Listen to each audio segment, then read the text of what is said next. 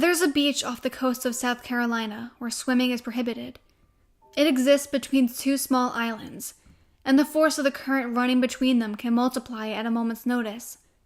Dozens have died there over the past decade, whether it was a result of a bet that went wrong, a show-off attempting to display his strength, or simply someone who missed reading the numerous warnings on the way to the sand. But I haven't died yet, though I've only been twice. I was born and raised near the Pacific.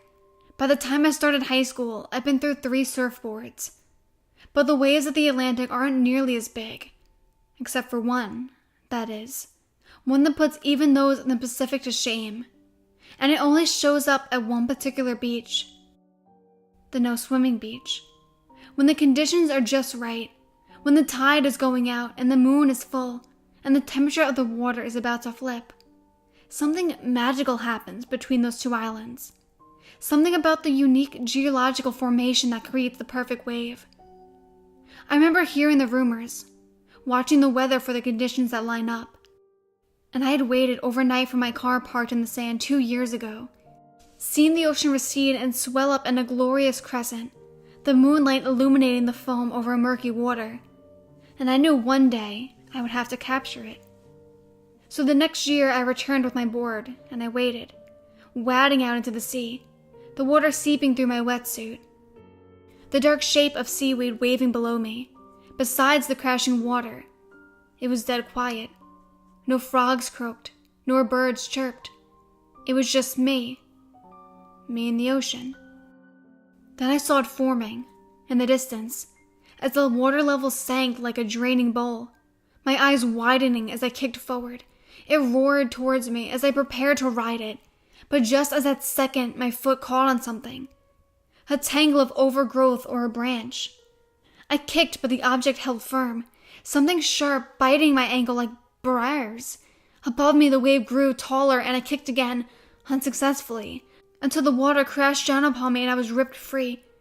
I tumbled in the darkness, slamming through the thick and slimy undergrowth until I was regurgitated on the beach, gasping for breath, water trickling out of my nose and salt stinging my eyes, with blood oozing from my leg and several long scratches that scarred over months later, after continual infections. I'd missed my chance. Until the next year. That year, I kept my feet higher up, planning out as a wave surged forward, and I caught it just in time, watching as water pulled away from the beach to feed the wave, leaving just enough water to see the shadows that lay underneath of what I once thought was seaweed. Hands.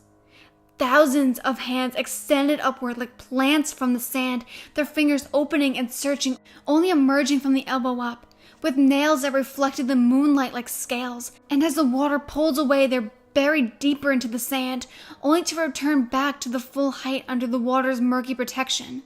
Some clutched entire fish, others held driftwood, and others held objects too difficult to discern, but not too difficult to infer.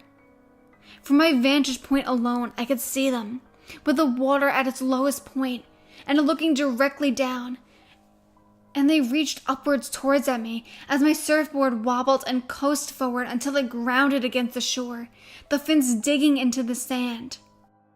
Turning round, I could see they were what I had mistaken for the dark outline of seaweed, rising and falling with each crest, waiting, grasping, and looking at my leg scars. 5 streaks of shining tissue. I realized it wasn't the currents that pulled swimmers under at that beach.